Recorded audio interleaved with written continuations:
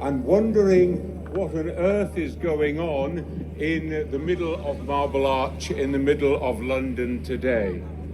And as you can see, that we have here a gathering of many hundreds of Muslim men, women and children, and you will notice that they are dressed in black, and black is, for many cultures around the world, the color of mourning, the color of sorrow. And so immediately it gives you an understanding that our friends today are mourning one of the great leaders, one of the great figures of Islam, the grandson of Prophet Muhammad himself, the Imam Hussein, the leader of the community at that time, whose name was Hussein, in the year 680. Now, this is not just a matter of history. This is a matter which is relevant for human beings in all times and in all places. So let me just say a word about the issues for which Imam Hussein took his stand, because we are commemorating the day on which he, along with his companions, 72 of them in number, actually died for the sake of a cause. And that cause was to stand in the name of justice, to stand in the name of the conscience under God, instead of the commands of someone who was a ruler of the time, but who was not worthy of that position. And so our first question that we have to ask is, what do we do as human beings when we are faced with an instruction, a command that we know is not in accordance with the commands of God, not in accordance with uprightness, justice, and morality?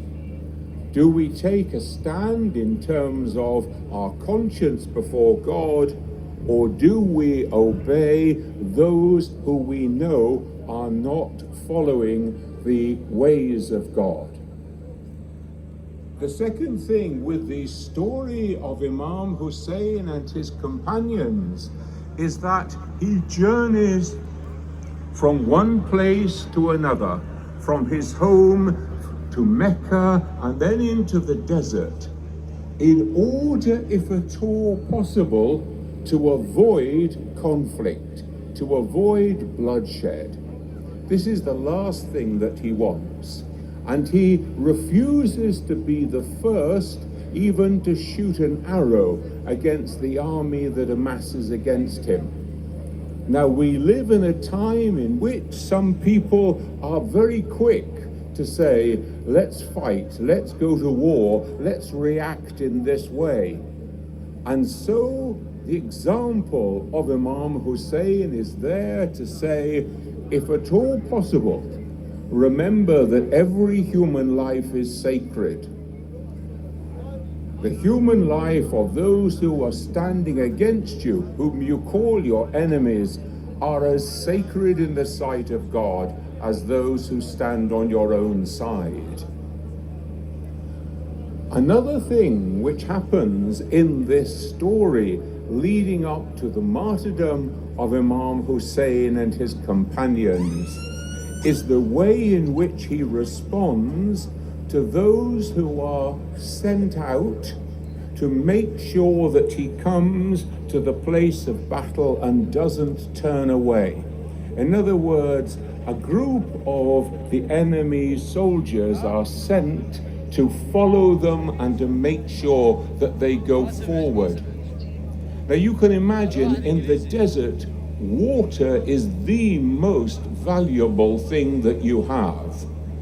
And when this group of soldiers arrive into the camp of Imam Hussein, he offers them water. not just for the men, but also for the horses on which they ride. This act of goodness is not something that they expect at all. They expect opposition, they expect anger. And this act of goodness works in the heart of the leader of this company of men, so that his heart is melted, his heart is changed. And on the day of the battle itself, he breaks ranks from the opposing army, and he comes and throws himself at the feet of Imam Hussein, asking for forgiveness. Now, here's a lesson in forgiveness, because he raises this man up from the ground. He restores him to full human dignity.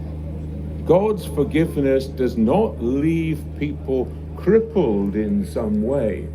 It restores them to full human dignity.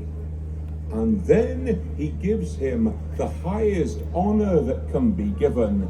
He allows him to die in the company of Hussein and his companions as a martyr on that day.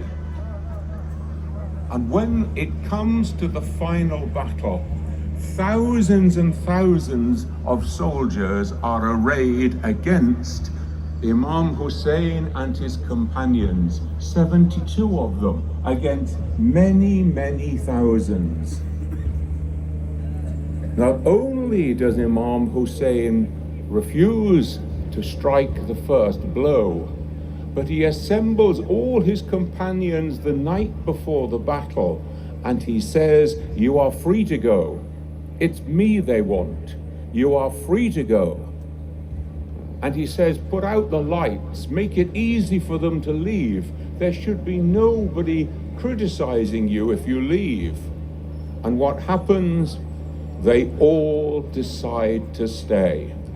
Where would we go to? We want the honor of fighting and dying in your company tomorrow. So he gives them total freedom. You may go.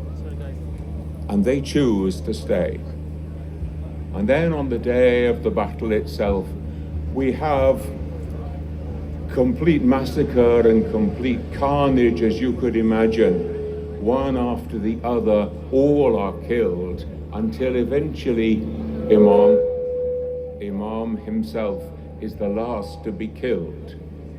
But before we leave the story, let us remember those who survived, because it was the women of the company of Imam Hussein who had traveled with him all the way from Medina to Mecca, all the way through the desert, experiencing all those hardships. The women who had seen their men killed in the battle. And it was these women, with all their strength and courage, who told the story. And without their testimony, we would not know what happened. So we are to remember the women of Karbala and their leader, Lady Zainab, who became the spokesperson for the company of Hussein from that time for several weeks to follow, until the son of Imam Hussein was ready to assume his position. So this is the message that we are remembering today. And what we are then bound to do is to ask, and how does that apply in our society? How does that apply in our lives today? So that the message may never be old history, but must always be a contemporary clarion call to stand firm in the name of justice. Thank you.